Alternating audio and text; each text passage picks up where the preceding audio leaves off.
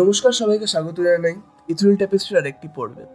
আজ আমাদের আলোচ্য বিষয় হলো গর্গনস। এবার অনেকেই না জানতে পারেন যে গর্গনসটা কি, আবার যারা জানে তাদের জন্য ভালো, কিন্তু যারা জানে না তাদের জন্য আমি বলে রাখি, মেডিউসা বলে আপনারা হয়তো অনেকেই শুনে রাখবেন, একটা ক্যারেক্টার আছে। তো উনি হচ্ছে একটা ফেমাস গর্গন। এবার গর্গন হচ্ছে গিয়ে এক ধরনের রেস। এবার ওই রেসটার ব্যাপারে বলবে আমাদের দাদা, ঠিক আছে? তো দাদা, গর্গনসের ব্যাপারে কিছু বলো। তো গর্গনসের মেনলি স্পেশাল ক্যারেক্টারিস্টিক্স হচ্ছে ওটা হচ্ছে একটা hybrid between a human and a snake, মানে কাইমেরেটিক ক্রিয়েশন। চুলগুলো হয় হচ্ছে সাপ দিয়ে রিপ্লেস করা থাকে, আর লোয়ার বডিটা সাপের হতেও পারে কোনো কোনো ডিপিকশন, আর কোনো কোনো ডিপিকশনে নর্মাল হিউম্যান বডি হয়। আচ্ছা, তো গর্গনসরা কি এরকম কোনো ব্যাপার আছে যে সুন্দর হয় দেখতে বা কিছু? না, আপনি যেটা বলছেন ওটা মেডিউসার থেকে বলছেন। গ্রিক মিথ যদি আমরা যাই, গ্রিক মেথোলজিতে মেডিউসা ছিলেন খুব সুন্দরী, তিনি মানুষই ছিলেন, খুব সুন্দরী ছিলেন, এবং তিনি নিজের ডেডিকেশন মানে ডেডিকেটেড ছিলেন অ্যাথিনার প্রতি, গ্রিক গডেস অ্যাথিনা। এবার অ্যাথিনার ভাও একটা আছে যে ভাও অফ চ্যাস্টিটি, সেটাতে কি হবে যে সে কোনোদিন মানে নিজের ভার্জিনিটি লুজ করবে না, ঠিক আছে, আর মানে রোম্যান্সের দিকে যাবে না, মানে পুরো dedication dedicated to the goddess herself, ঠিক আছে। এবার মেডিউসা যে এত সুন্দর ছিল এটা দেখে even Athena was jealous from her view, ঠিক আছে। এবার হয়েছে কি, পোসাইডন যে হচ্ছে গ্রিক প্যান্থিয়নের god of the seas, Zeus আর হেডিসের ভাই, তার মেডিউসাকে পছন্দ এসেছে। আচ্ছা, এইবার অনেক অ্যাটেম্পটের পর মেডিউসা যখন কন্টিনিউয়াস রিফিউজাল দিয়েছে, পোসাইডন গিয়েছে মেডিউসার রেপ, আর মেডিউসা নিজেকে বাঁচানোর জন্য চলে গেছে হচ্ছে অ্যাথিনার টেম্পলে। অ্যাথিনার টেম্পলে যখন গেছে, যখন ভিতরে ঢুকে গেছে, তখন পোসাইডন ওকে ধরেছে, ধরে ওখানে হচ্ছে রেপ করেছে। এবার এখন যখন এই জিনিসটা হচ্ছে তখন অ্যাথিনা আসেনি, অ্যাথিনা এলো যখন হচ্ছে সবকিছু হয়ে গেছে বলল, আর এসে মেডিউসাকে কার্স দিল, কার্সে ওকে গর্গন করে দিল, কেন কি ও অ্যাথিনার পবিত্র টেম্পলটাকে নোংরা করেছে। আচ্ছা, তাহলে কি মেডিউসার আগে গর্গন বলে কোনো রেস ছিল? ছিল, কারণ কি মেডিউসার আমরা যখন দেখি আরো দুটো সিস্টার্স বলতে ওটা মানে ব্লাড সিস্টার নয়, পরেও যারা মেডিউসাকে অ্যাকসেপ্ট করে নিয়েছিল, ওই যে ওরা তিনজন সিস্টার ছিল, স্লেথেনো, ইউরিয়াল আর মেডিউসা। তো গর্গন একটা রেস যাদের এই ক্যারেক্টারিস্টিক্সগুলো থাকে, তো এই রেসের মধ্যে আরো অনেক ক্যারেক্টারিস্টিক্স।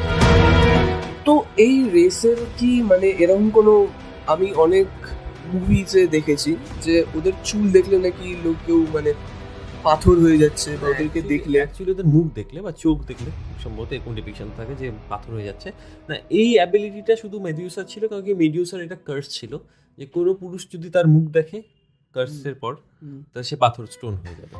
তো ওইটা পুরোপুরি মেডিউসার কার্স। আর গর্গনসদের আলাদা আলাদা ক্ষমতা ছিল, এমনকি যতক্ষণ মনে আছে সে স্লেথনো বা ইউরিয়ালের কারোর একটা ইয়ে ছিল যে মানে ওদের চিল্লানো, মানে সাউন্ড, গলার ভয়েস শুনে লোকজন মারা যেতে পারে। তো বেসিক্যালি ওদের আলাদা আলাদা ইয়ে থাকে, আর স্নেক ট্রেটস তো আছে। তো গর্গনসরা কি তাহলে মানে সবার আলাদা আলাদা একটা ট্রেট থাকে, সবার আলাদা আলাদা স্কিল থাকে? থাকতেও পারে, নাও থাকতে পারে, থাকবেই তার কোনো মানে নেই। আচ্ছা, মানে তাহলে কি এটা ম্যাজিক্যাল ক্রিচার টাইপের বলতে পারো? Fantasy creature of course. আচ্ছা, তো গর্গনসরা আছে, তুমি এক্ষুনি বললে যে এটা স্নেকদের সাথে অনেক মানে এদের মিল আছে, তাই তো? তো তাহলে কি এরা ভেনম, এদের মধ্যে ভেনম থাকে? বিষ থাকার তো কথা, কারণ কি যদি হচ্ছে আমরা এখানে যাই, গর্গনটাকে ব্রেক করি গ্রিক এনশিয়েন্ট গ্রিক ওয়ার্ডে, তো এটা গর্গস মানে হচ্ছে গ্রিম, ফিয়ার্স, এই টাইপের একটা ব্যাপার আছে, ঠিক আছে। এবার ইভেন ওই নামটা হচ্ছে কি বলতো, যদি আমরা যে ইন্ডো ইউরোপিয়ান ল্যাঙ্গুয়েজ গ্রুপটা দেখি, যদি সংস্কৃত টার্মিনোলজিতে গার্গ যেটা আছে, বা হচ্ছে তোর এই যে গর্গ, ওই যে কি গডস, যেটা মানে হচ্ছে তোর থ্রোট, মানে গলাকে বোঝাচ্ছে। তো যখন এইসব সিমিলারিটি আছে, তখন একটা পয়জনের ব্যাপার চলেই আসে। যখন আমাদের মানে এই জিনিসটা খুব ব্যাপার যে আগেকার সময় লোকজন বিশ্বাস করতো যে পয়জন যেটা থাকে সেটা হচ্ছে গলায় গলার থেকে আসে আর কি বিষাক্ত প্রাণী। তো বেসিক্যালি এই বিলিফটা ছিল, তার জন্য ওদের গর্গন নামটা দেওয়া হয়েছে, যে স্নেকের সাথে রিলেশন। তো তোমার কি মনে হয় যে এরকম কোনো গর্গন বলে কোনো অ্যাকচুয়াল ক্রিচার ছিল কখনো? দেখো, মিথোলজি একটা জিনিস, মিথোলজি অনেক সময় সিম্বলিজম ইউজ করে, অনেক সময় হাইপোথেটিক্যাল জিনিস ইউজ করে। এইবার হতে পারে, তোমার নাও হতে পারে, আবার মিস ইন্টারপ্রিটও হতে পারে। কারণ কি আমরা যদি লাইব্রেরি অফ আলেকজান্ড্রিয়ার দিকে দেখি, আলেকজান্ড্রিয়াতে অনেক জায়গায় মেনশন আছে যে যখন হচ্ছে মানে গ্রিকরা ইন্ডিয়াতে এসেছিল, ওরা এমন একটা মানুষ দেখেছিল যাতে গলা ছিল না। গলা ছিল না? গলা ছিল না, ঠিক আছে। তো পরে এখন আমরা যদি ভালো করে সেটা স্টাডি করি যে ওরা কি লিখেছে অ্যাকচুয়ালি, সেটার সাথে যদি আমরা এখন দেখতে চাই, তখন হচ্ছে ওরাঙ্গুট্যাং যারা আছে না, হ্যাঁ হ্যাঁ, ওরা ওরাঙ্গুট্যাং এর কথা বলেছে। মানে মানুষের মতো দেখতে, কিন্তু এই যে গলা, মানে ওই গলা আছে অবভিয়াসলি ওরাঙ্গুট্যাং এর, কিন্তু ওরা যখন বসে থাকে দেখবে ওদের গলাটা বোঝা যায় না। আচ্ছা আচ্ছা আচ্ছা।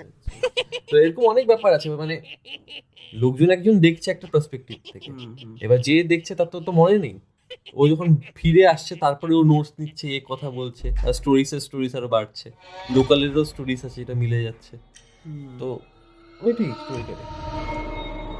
তো এই গর্গনসরা যদি এটা ধরো মেনে নিচ্ছে যে এটা জাস্ট কল্পনায় আছে, ঠিক আছে, এটা জাস্ট ইমাজিনেশনে আছে, তো এটাই কিছু সিম্বলাইজ করতে পারে?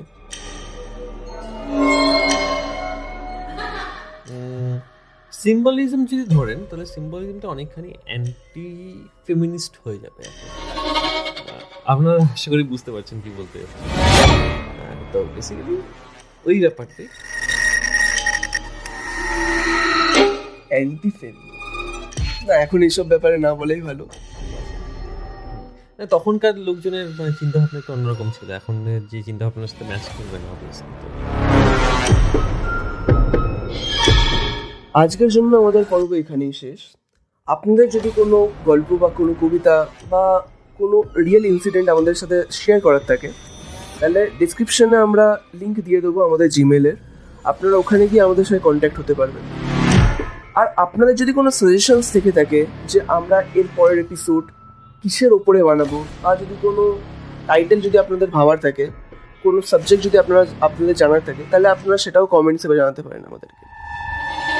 আমরা নিশ্চয়ই চেষ্টা করবো যে ওই জিনিসটাকেও কভার করার।